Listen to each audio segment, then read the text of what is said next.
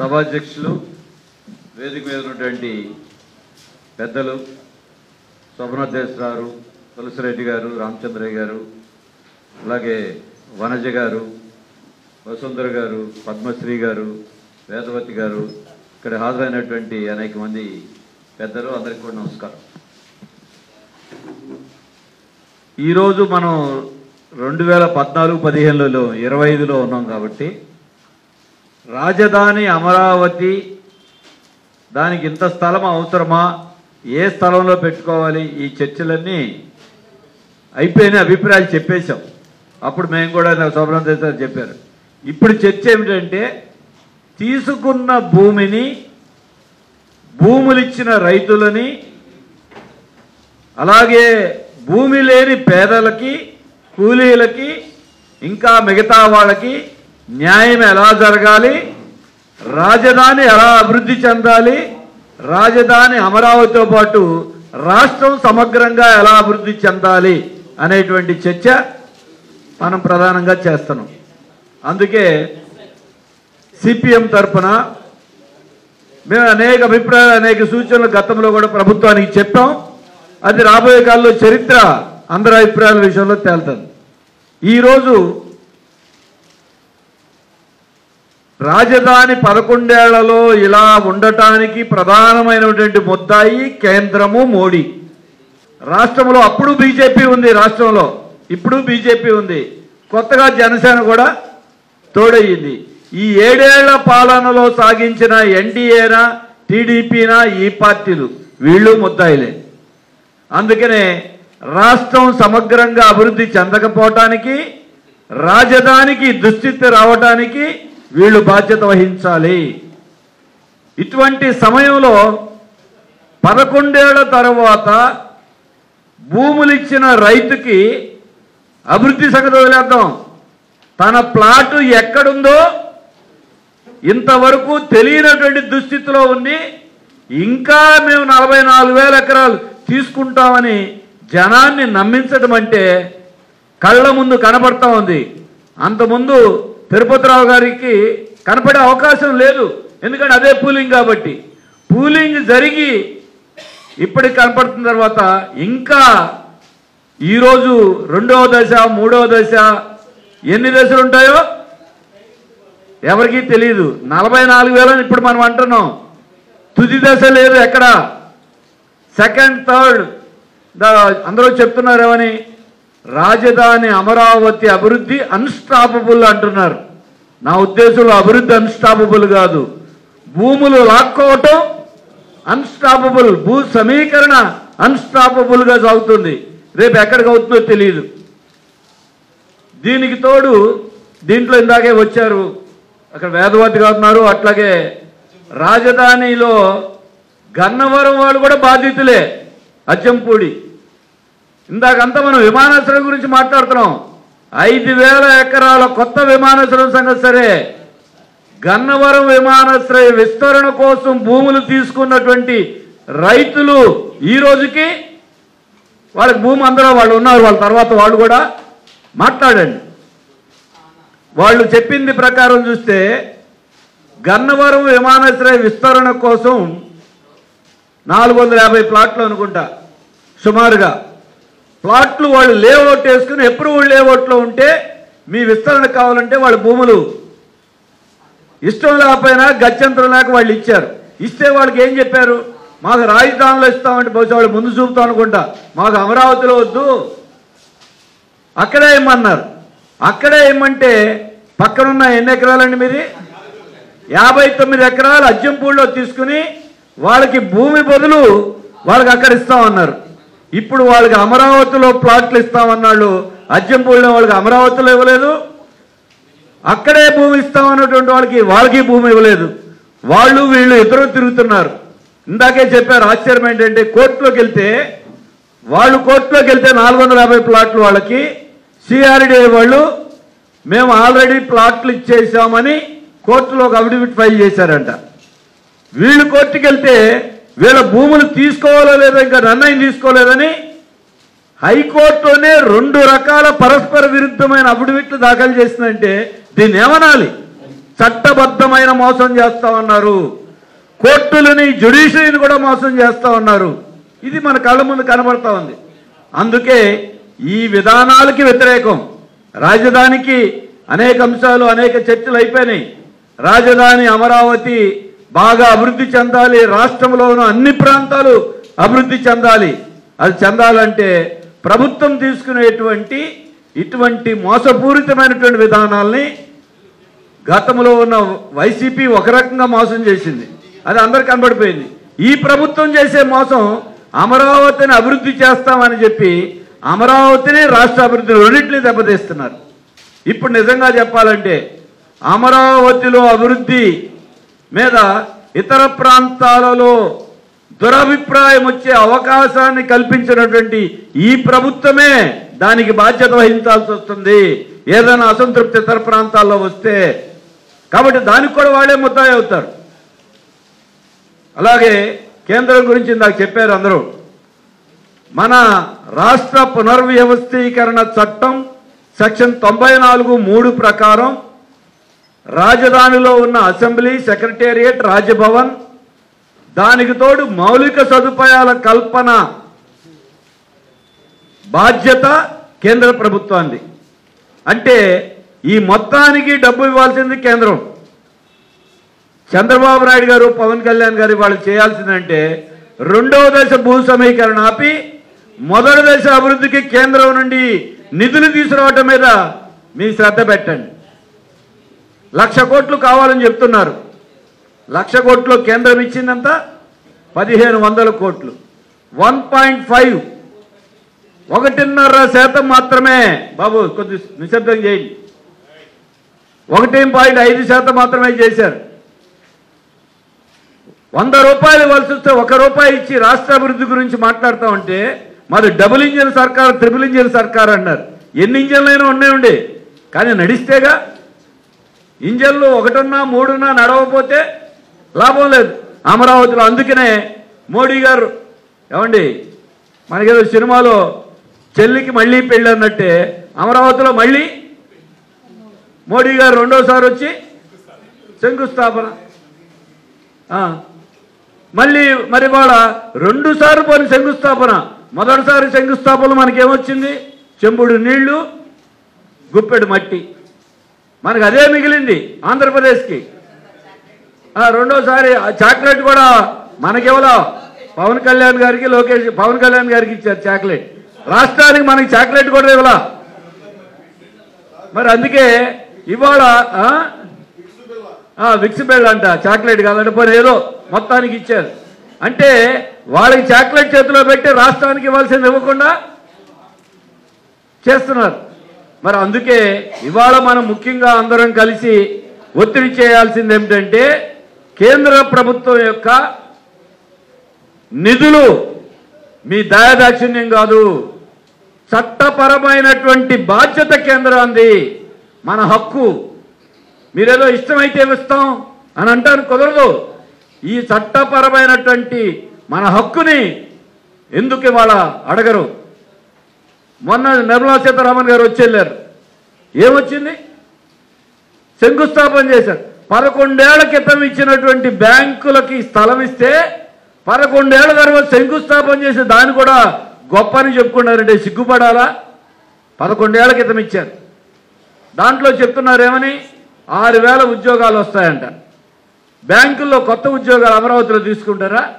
విజయవాడలో ఉన్న బ్రాంచ్ వెళ్ళి ఇక్కడ హెడ్ ఆఫీసులు ఉన్నాయి, అమరావతిలోకి మారుతాయి 2 ఏళ్ళకో 3 ఏళ్ళకో. ఈ ఉద్యోగస్తులు అక్కడికి ట్రాన్స్ఫర్ అవుతారు. మీరు అటువంటి ఎందుకు తెలియని విషయాలు అవన్నీ. అందుకే ఇటువంటి అనేక అంశాలు చూస్తే నిర్మలా సీతారామన్ గారు కనీసం మా రాష్ట్రానికి వచ్చారు, డబ్బు సంగతి ఏంటని ఒకళ్ళు అడిగారా? ఒక మాట మాట్లాడారు ఆవిడ? అంటే ఇది తాజా మోసం. తాజా శంకుస్థాపనలో మళ్ళీ తాజా మోసం. అది లేదు. ఆఖరికి రాజధానిలో ఉన్నటువంటి రైతులకి నేను ప్లాట్ చూపించలేదన్న, బ్యాంకు దగ్గరికి వెళ్ళి అప్పు అడుగుతున్నారు రైతులందరూ. ఎందుకు? మా స్థలం కాబట్టి. అప్పడిగితే వాళ్ళు ఏమన్నారు? బ్యాంకు వాళ్ళు మీ ప్లాట్ ఎక్కడుందో చూపించండి అంటున్నారు. వీళ్ళకి తెలిస్తేగా చూపించడానికి. వీళ్ళు వెళ్ళటానికి ఎక్కడుంది, చూపించడానికి ఎక్కడుంది? మీకు లేకపోతే బ్యాంకులో అప్పు ఇవ్వట్ల. రైతుకి తీసుకున్న భూముల మీద ఎస్ఆర్ఎం యూనివర్సిటీ వాళ్ళకి లోన్ ఇచ్చారు, విట్టు యూనివర్సిటీ వాళ్ళకి లోన్ ఇచ్చారు, ఇప్పుడు స్టార్ హోటల్స్ కట్టబోతున్నారు వాళ్ళకి లోన్ ఇచ్చారు, కార్పొరేట్ కంపెనీలకు లోన్ ఇచ్చారు అమరావతిలో. అసలు అమరావతిలో భూములు ఇచ్చిన రైతులకి ఇంతవరకు వాళ్ళ భూమి మీద వాళ్ళకి అప్పు ఇవ్వట్ల. ఇప్పుడే అవునండి, నాకు అర్థమైంది, 50 లక్షల రూపాయలకి వాళ్ళకి ఇచ్చారు, కానీ అప్పు మాత్రం 50 లక్షల కంటే కోట్ల రూపాయలు ఆ ఎకరం మీద తీసుకోవడానికి వాళ్ళకి పర్మిషన్ ఇచ్చారు. అదే శుభ్రం తెలిసి చెప్పేది, నాకు అర్థమైంది. అందుకే ఇవాళ అటువంటివి చూస్తే ఆ రైతులకి రామచంద్ర గారు కొన్ని చదివారు, ఉచిత విద్యా వైద్యం అని, ఇంకా లిస్టు చాలా ఉందండి. 365 రోజుల పాటు వాళ్ళకి గ్రామీణ ఉపాధి హామీ పథకం కింద అందరికీ పని చూపిస్తామని. అంటే అన్నీ ఉన్నాయి కాబట్టి చదవలేరు. ఆఖరికి 29 గ్రామాల్లో అన్న క్యాంటీన్లు కూడా దాంట్లో ఒకటి ఉందండి. ఇంకా ఇటువంటి ఓల్డ్ ఏజ్ హోమ్స్ ఉన్నాయి, ఇంకా దాంట్లో ఉన్నటువంటి చాలా ఉన్నాయి. ఆయన ప్రధానమైనది ఒకటి చెప్పారు. ఇటువంటి స్థితిలో ఉంటే కేంద్ర ప్రభుత్వం ఇంతవరకు ఆఖరికి గవర్నమెంట్ ఏం అడుక్కుంటుంది? రాజధాని అమరావతిని గుర్తిస్తూ గెజిట్ విడుదల చేయండి, చట్టం చేయండి అని డబుల్ ఇంజన్ సర్కార్ 18 నెలల తర్వాత మీరు రైతు చట్టాలు చేస్తారు, విద్యుత్ చట్టాలు చేస్తారు, కార్పొరేట్ల చట్టాలు చేస్తారు. అమరావతికి డబ్బులు సంగతి సరే, చట్టం చేసే దిక్కు లేదు ఇంతవరకు. రైతులు మాకు చట్టం చేయండి బాబు అని అంటే ఏమాట వచ్చింది, లీగల్ ప్రాసెస్ జరుగుతుందంట. 10 ఏళ్ల నుంచి లీగల్ ప్రాసెసా? వీళ్ళ మైండ్ సెట్ ఏంటో తెలుసు. గతంలో 3 రాజధానుల పేరుతో నాటకం ఆడినప్పుడు అన్ని పార్టీలకి హైకోర్టు మీ పార్టీ అభిప్రాయాలు అమరావతి గురించి తెలియజేయమంటే బీజేపీ ఏమనిచ్చింది? రాజధానికి మాకు సంబంధం లేదు, రాష్ట్ర ప్రభుత్వం ఇష్టమని వ్రాతపూర్వకమైన అఫిడవిట్ హైకోర్టుకి ఇచ్చారు. అటువంటి బీజేపీ కేంద్రం ఇవాళ డబుల్ ఇంజిన్ అని చెప్తే వాళ్ళని నమ్మి సెకండ్ ఫేజ్ తీసుకుంటే రాష్ట్రం ఎవరికి జరిగేది? అందుకే వీళ్ళు దీనికి వాళ్ళ సమాధానం మొదట చెప్పాల్సిన అవసరమే కాదు, 11 ఏళ్ల తర్వాత వాళ్ళ బాధ్యత ఉంది. ఇక రెండోది, ఇవాళ సెకండ్ ఫేజ్, మొదటి ఫేజే అవసరమా కాదా ఇంత భూములు అనే చర్చ జరుగుతున్న టైంలో రెండవ దశ భూములను తీసుకోవటం అనేది ఇది దుస్సాహసం.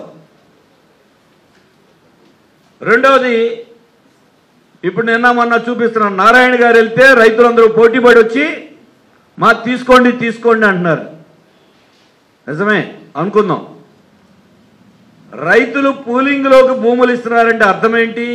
మీ మీద నమ్మకంతో కాదు, రైతులకి వ్యవసాయం దండగాని వ్యవసాయాన్ని సంక్షోభంలోకి పెట్టడం వలన ఏ రైతైనా కనీసం ఈ పంటలు పండితే రామచంద్ర గారు చెప్పారుగా, ఏ పంటకి ధర లేదు కాబట్టి ఏదన్నా మార్గం దొరుకుతుందని చెప్పేసి వాళ్ళందరూ ఆశపడతా ఉంటే భూ సమీకరణ సంబంధించి అక్కడ భూ సమీకరణ చాలా ఎన్ని రకాల ప్లే చేయాలో చేస్తున్నారు. వైకుంఠపురంలో ఉన్న భూములన్నీ ఇనాం భూములు కాబట్టి దానికి మనం భూములు ఇవ్వకపోతే అసలు మనకి పట్టాలే లేవు కాబట్టి రేపు ఏమవుతుందని భయం. కొండవీటి వాగు వస్తే ముంపుకు గురయ్యేటువంటి గ్రామాలు ఇందులో చాలా ఉన్నాయి, వాళ్ళ కష్టాలు వాళ్ళకు ఉన్నాయి. అందుకే ఒకటే, భూ సమీకరణ తీసుకోవటం అంటే, భూ సేకరణ అంటే రైతు ఇష్టం. భూ సమీకరణ ఒక్క రైతుతోనే ముడిపడి లేదు. భూ సమీకరణలో భూమి తీసుకుంటే దీని మీద ఆధారపడినటువంటి కూలీలు ఏమవుతారు, దీని మీద ఆధారపడిన కౌలు రైతులు ఏమవుతారు, చేతి వృత్తిదారులు ఏమవుతారు, 175 మంది వీళ్ళు ఉంటారు. ఇప్పటికీ అమరావతిలో భూములు తీసుకుంటే తుళ్ళూరులో వాళ్ళందరూ వెళ్ళి పెదపర్విలో కూలి పనులు చేసుకుంటున్నారు. ఇప్పుడు రేపు అది కూడా తీసుకుంటే ఈ 29 గ్రామాల్లో గవర్నమెంట్ ఏం పనులు చూపించలా. రేపు మూడో దశ తీసుకుంటే ఆ పక్కన కూడా పనిచేయడానికి దరిదాపుల్లో భూమి ఉండదు. వీళ్ళ పరిస్థితి ఏంటి? కాబట్టి భూ సమీకరణ రైతు ఇవ్వకపోవటం వాళ్ళతో మాట్లాడటం ఒక భాగం అయితే వీళ్ళందరి భవిష్యత్తు ఏంటి? ఇప్పుడు రాజధానిలో ఉన్నటువంటి వాడి భవిష్యత్తు ఏమైంది? పేదవాడి భవిష్యత్తు ఏంటి? రాజధాని అంటే మీరు రైతులతో మాట్లాడాలి, మీరు మాట్లాడుకోవాలి, ఓకే. కానీ దీంట్లో ఉన్నటువంటి భాగస్వాములు అన్ని వర్గాల ప్రజలు ఉన్నారు. ఇందులో బాగా మోసపోతుంది పేదలు, బలహీన వర్గాలు, కూలీలు, భూమి లేని వాళ్ళు పూర్తిగా నష్టపోతున్నారు. వాటిని దాదాపు విస్మరిస్తున్నారు ప్రభుత్వాలన్నీ కూడా. 2015లో అసలు భూ సమీకరణ చట్టంలో భూమి లేని పేదలకి ఒక్క నయా పైసా సహాయం గురించి లేకపోతే తొళ్ళూరులో మేమందరం కలిసి ఖాళీ ప్లేట్లు పట్టుకుని మా కూలీల సంగతి ఏంటంటే అప్పుడు గత్యంతరం లేక 2500 రూపాయలు భూమి లేని పేదలకి పెన్షన్ ప్రకటన చేశారు. మొదట్లో లేదది. ఆందోళన ప్రత్యక్షంగా పాల్గొన్నాం మేమందరం, ఇప్పటికీ గుర్తుంది. తర్వాత ఆందోళన చేస్తే రైతులకి కౌలు పెరిగింది, దాంట్లో చాలా మోసాలు ఉన్నాయి. కూలీలకు ఒక్క నయా పైసా పెన్షన్ పెంచకపోతే గొడవ చేస్తే మొన్న ఎన్నికల ముందు దాన్ని 5000కి 10 ఏళ్ళు అయిన తర్వాత మొన్న ఎన్నికల ముందు పెంచారు. పెంచి ఏం చేశారు, నీకు 5000 కూలీ వాళ్ళకి పెన్షన్ వచ్చింది కాబట్టి రాజధానిలో ఉన్నటువంటి అంగన్వాడీ వాళ్ళకి 10,000 7,000 జీతం వచ్చే వాళ్ళకి మీకు ఉద్యోగం ఉంది కాబట్టి మీకు ఏం చేశారు, ఆ పెన్షన్ ఆపేశారు. ఏనా ఐఏఎస్ ఉద్యోగమా 8,000 జీతానికి మళ్ళీ కాల్ చేస్తే మొన్న ఇచ్చారు.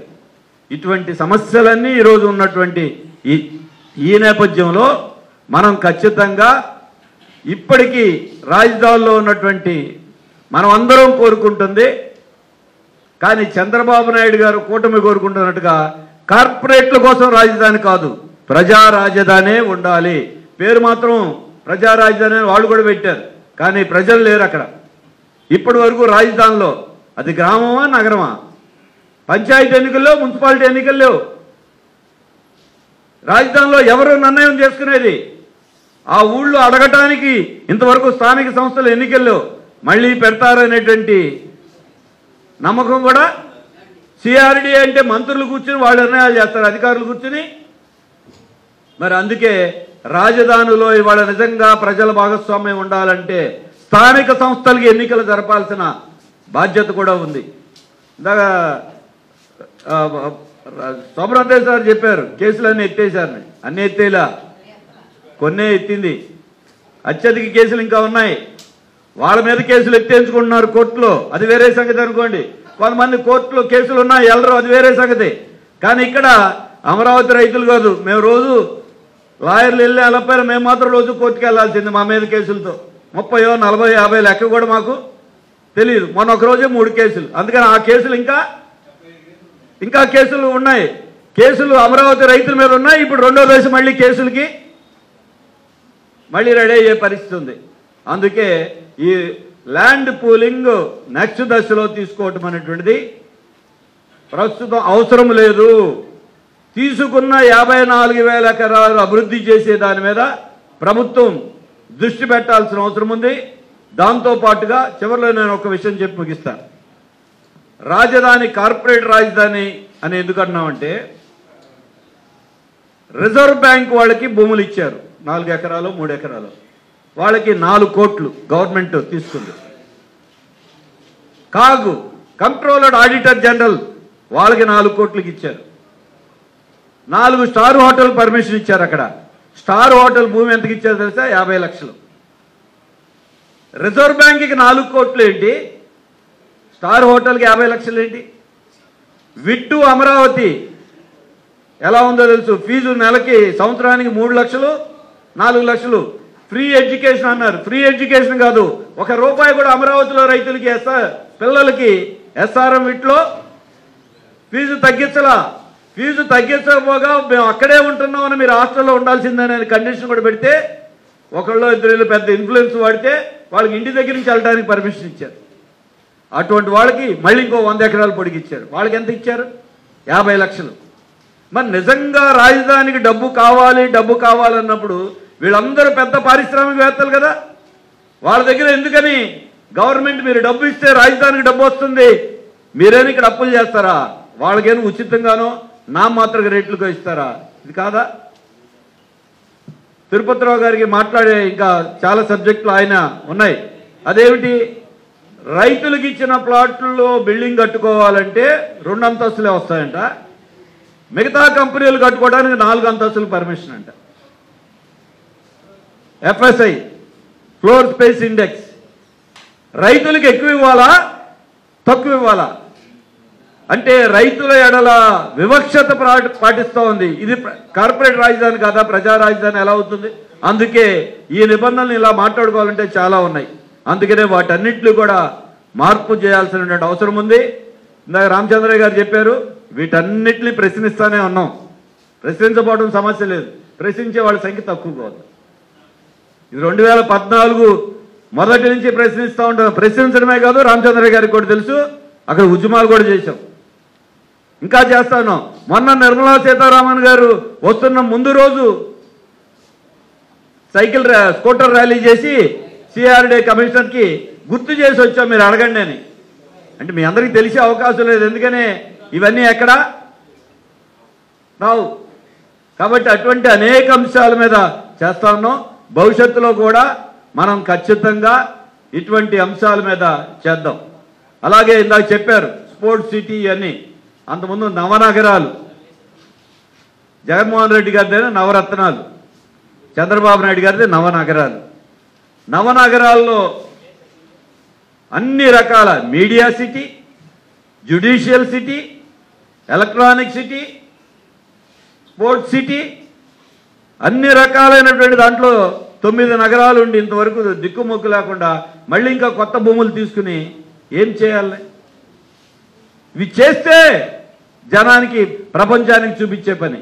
అందుకే ఇవాళకైనా సరే అఖిలపక్ష సమావేశం జరపండి, అందరితో చర్చించండి. మీ అసెంబ్లీలో ఉన్నది మీరే, ఇంకా ఏకపక్షం. కాబట్టి అసెంబ్లీలో చర్చించే అవకాశం, గతంలో అసెంబ్లీలో చర్చించారు, అమరావతికి భూములు తీసుకున్నప్పుడు అసెంబ్లీలో చర్చించారు. ఇప్పటికీ చెప్తా ఉంటారేమని జగన్మోహన్ రెడ్డి గారు కూడా అసెంబ్లీలో బలపరిచారు. పోయినా అసెంబ్లీలో అయినా చర్చించండి. అలాగే అఖిలపక్ష సమావేశం వేయండి, రైతులతోనూ అలాగే ఉన్నటువంటి మిగతా వాళ్ళతో మీరు మాట్లాడండి. అందుకే వీళ్ళకి సంబంధించినటువంటి వాటిలో అన్ని పక్షాలతో కూడా చర్చించండి. మా అందరితో సరే. రాజధానిలో ఉన్న రైతులు ఎలా ఉన్నారంటే కక్కలేక మెంగలేక. ఇందాక తిరుపతిరావు గారు చెప్పింది 7.5 లక్షల ప్లాట్లు, ప్లాట్లు కట్టాలి. అక్కడ భూమి ఉంది. 7.5 లక్షల ప్లాట్లే కట్టకపోతే అది ఇప్పుడు 15 లక్షల ప్లాట్లు అవుతాయి, ఇంకో 44,000 ఎకరాలు తీసుకుంటే. అది తర్వాత మీకు మూడో దశ, 4వ దశలో వస్తాయి. ఇవన్నీ రెండులో లేదు, ఇంకా సెకండ్ ఫేజ్ లో పెట్టలా. ఆల్రెడీ ప్రకటన చేశారు, అది పెట్టేశారు, ముందు రెడీ చేశారు. అన్ని జీవో అన్ని ఒకసారి అయితే అందరూ ఒకసారి తిరగబడతారు. అందుకని ఒక్కొక్కటి ముక్కలుగా ఇస్తారు. తర్వాత దశలో మీది ఉంటుంది. అందుకనే వీటిల్లో మరి ఈరోజు వాటన్నిటి మీద చూసుకున్నప్పుడు ఖచ్చితంగా అందరితో సంప్రదింపులు జరపాలి, చర్చలు జరపాలి. 2వ దశ ఆపాలి. మొదటి దశ అభివృద్ధికి కావాలంటే అందరం కలిసి వస్తాం, కేంద్రం మీద పోట్లాడతాం నిధుల కోసం. మీరు అడగరు, మమ్మల్ని కలుపుకోరు, జనాన్ని కలుపుకోరు, రైతులు కూడా కలిసి వస్తారు. అందుకే రైతుల మనోభావాలు మనం ఇక్కడ వ్యక్తం చేస్తున్నామంటే అమరావతి రైతులు ప్రజల కోసమే అమరావతి 2వ దశ పూలింగ్ ఆపాలి, రాష్ట్రం కోసం ఆపాలి. ఎందుకంటే ఇప్పటికే 1,00,000 కోట్లు ఖర్చు పెడుతున్నారు, రేపు ఇంకో 1,00,000 కోట్లు కావాలి. ఎక్కడి నుంచి రావాలి? రాష్ట్రంలో ఉన్న అన్ని ప్రాంతాల, అన్ని వర్గాల ప్రజలకు ఆమోదం లేకుండా మీరు ఏకపక్షంగా నిర్ణయం చేసే అధికారం లేదు. చివరిలో నేను చెప్పేది, ఎన్నికలకు ముందు మీరు ఎక్కడ 2వ దశ గురించి మాట్లాడాలా? రాజధాని అమరావతికి జనం మ్యాండేట్ ఇచ్చారు అనుకుందాం, 2వ దశకి ఎక్కడ మీరు చెప్పారా? మేము మొదటి దశ అభివృద్ధి చేస్తున్నారు. కాబట్టి ప్రజలకు కూడా మీరు ఆ మాట చెప్పకుండా ఎన్నికల తర్వాతే వాళ్ళు మాట్లాడుతున్నారు. అందుకే రైతులు వ్యతిరేకం, అన్ని వర్గాల ప్రజలు వ్యతిరేకం. ఎన్నికల ముందు మీరు చెప్పలేదు, ఇప్పుడు ఇటువంటి పని చేయటం మాత్రం కరెక్ట్ కాదు. ఆలోచన విరమించుకోండి. రాబోయే కాలంలో రాజధాని, రైతులు, కూలీలు ప్రాంతాలతో పాటుగా రాష్ట్రంలో సమగ్ర అభివృద్ధి కోసం ఒక ఉమ్మడి ఉద్యమం, పార్టీలే కాకుండా అందరం కలిసి ఉమ్మడి ఉద్యమం చేయాల్సిన అవసరం ఉంది. కేంద్రాన్ని, రాష్ట్ర ప్రభుత్వాన్ని నిలదీయడం కోసం పూనుకోవాలని అందరికీ తెలియజేస్తూ సెలవు.